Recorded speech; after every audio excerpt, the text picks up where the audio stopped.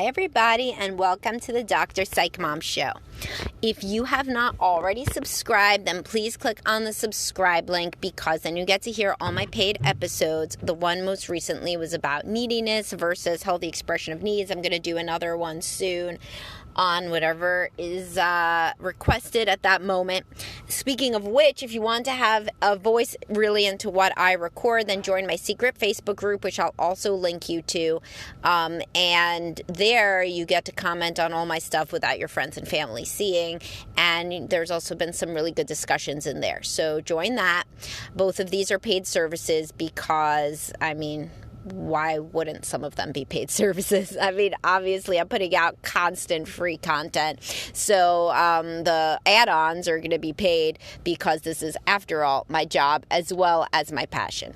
So today I am going to discuss something that is, I've always wanted to write a post about. I write about it. I kind of address it by addressing both sides of this, but I haven't ever really just directly named the fact that so people, all right, let me back up. So there's all these guys that follow me, and I'm grateful for you, and basically the guys who follow me are ones who want to work on their relationship. So let me just tell you, that is not all the men in the world. So there's like this real logical fallacy here going on where these men think that because there's a lot of them that want to work on their relationships, that's like how all relationships are. Men are the ones who want to work on it. They are always researching how to be closer, how to be better, how to get laid more, how to work on their body, how to be the man that their wife desires, all this shit, right? No. Let me tell you something. That y'all are not representative.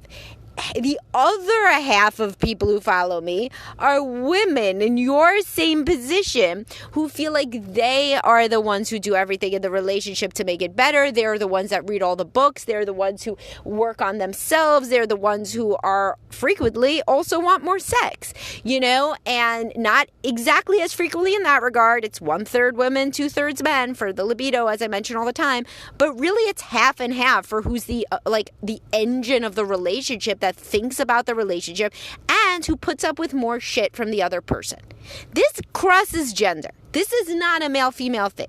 In half of unhappy marriages, the woman feels she is the one doing everything, and in half of unhappy marriages, the man feels he's doing everything. This is a pursuer-distancer relationship. It has nothing to do with gender. It crosses gender. It can be manifest somewhat differently due to gender, but the reality is pursuers can be men or women and distancers can be men or women. That's just how it goes.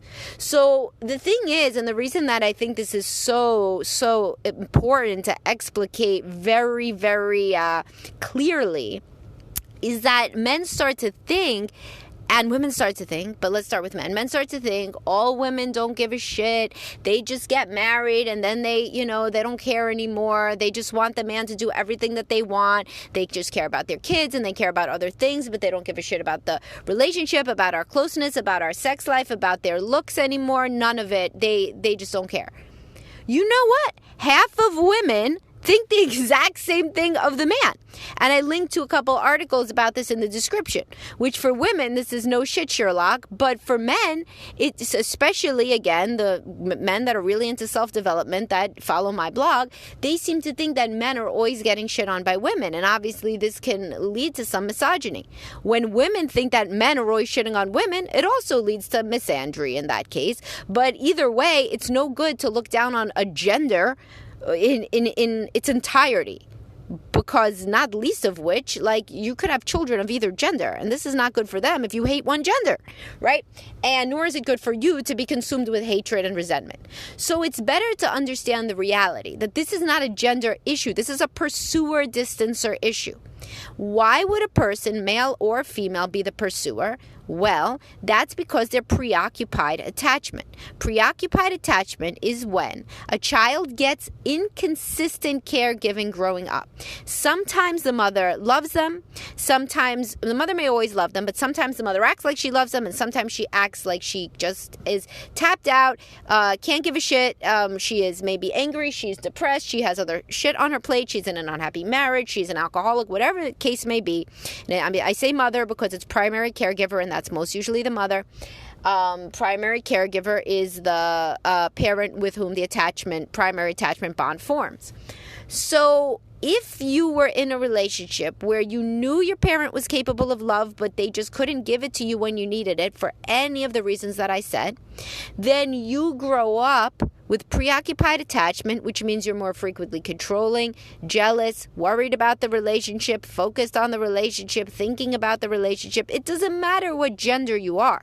You could be a man or you could be a woman. It doesn't matter. What matters is the type of parenting that you received that made you very insecure about getting consistent love. You feel like if you're not hyper vigilant about the relationship, then the person is just going to leave you or they're just going to go away. And if you don't do everything you can to be good and to take care of everything, which I've called a workhorse for men and a people pleaser for women, then the person is just going to up and leave you.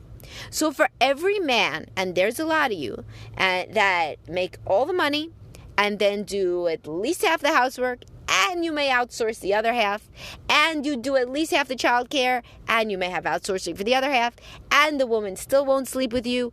Well, listen, this isn't a problem about women, because there's some women that are listening to this falling out of their chairs. They're like, holy shit, what is she talking about? I thought only women suffer like this, because for me, another preoccupied attachment person may not have thought of it, but now she may be realizing it.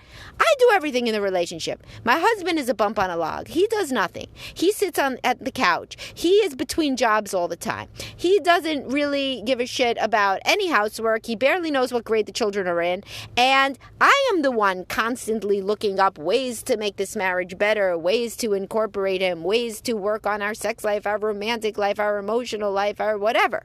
So this is not a gender issue. It's not a gender issue. This is a gender, there may be a little gender difference, right? In as much as I've said many times, women think more about the children and women have slightly lower sex drive. On main effect, remember, 1/3, 2/3. But in terms of who gets treated badly or who gets to sit on the couch more, this does not have to do with gender. This has to do with what you saw growing up. Now, you may say, all right, fine, if I'm preoccupied attachment, what about my partner who is the bump on the log, or the one who does push away at every turn, or the one who does not want to have sex and does not want to really do much of anything at all? What are they? Well, they're usually avoidant attachment, which is a child who grew up with a parent who always told them, just go play, just do your thing, right? And so they never got any intimacy, and so they don't know how to be intimate. Frequently also, the person has narcissistic traits, which is a different sort of upbringing that could either be totally coddled or totally basically neglected.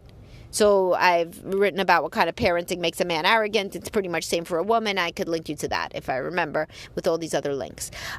So the point here is, yes, you are an enabler. You are preoccupied attachment. The other person may be somewhat self-absorbed. They may be depressed. They may be avoidant. Whatever they are, it's not based on whether they're a man or a woman. Having a penis or not does not make you avoidant or not. So everybody who thinks, oh, more men are emotionally unavailable, no, it's not true. It's really not true. From what I see, it's really half and half. There are men who are begging for their wives' affection and care and love and don't get it, and the same thing for women with men. So if this has been thought to be some sort of a gendered, socialized thing, it really isn't. There's just as many women that get put on a pedestal as women that put men on a pedestal. And just think about all the bad boys and all the, men that are constantly kind of doing nothing, and women are picking up the pieces.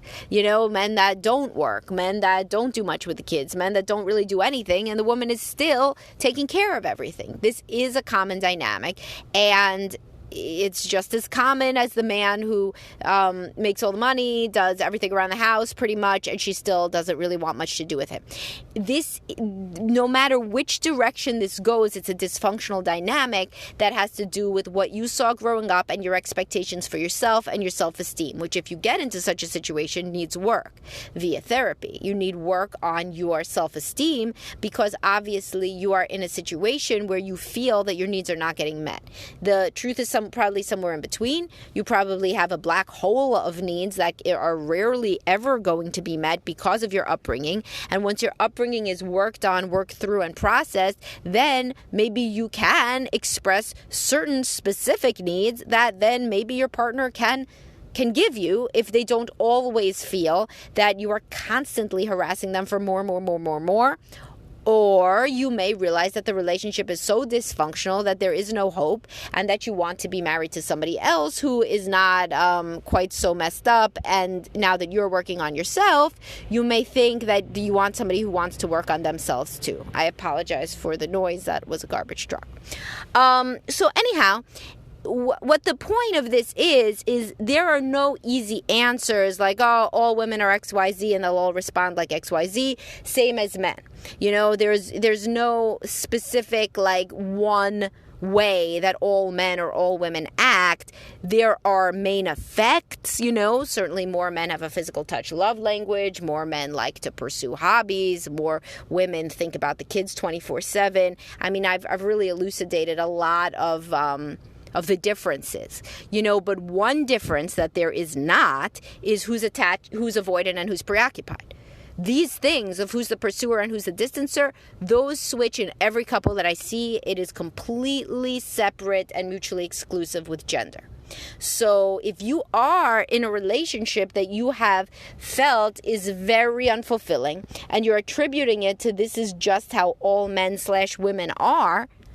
Oh, and then people say to me, but my friends have the same problems with their husbands.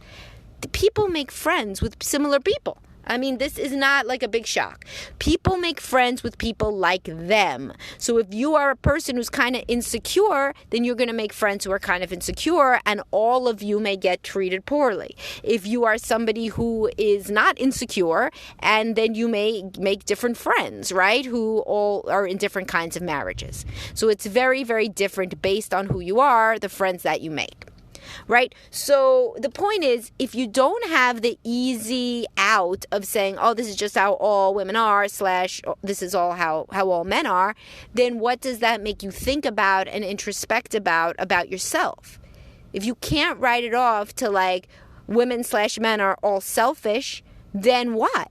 When you really think about the fact, so if you're a man who's like in this workhorse role, I have to get everything right, I have to get everything perfect, or else she's not going to love me. She's not going to have sex with me. I better get all my ducks in a row. Date night better be perfect.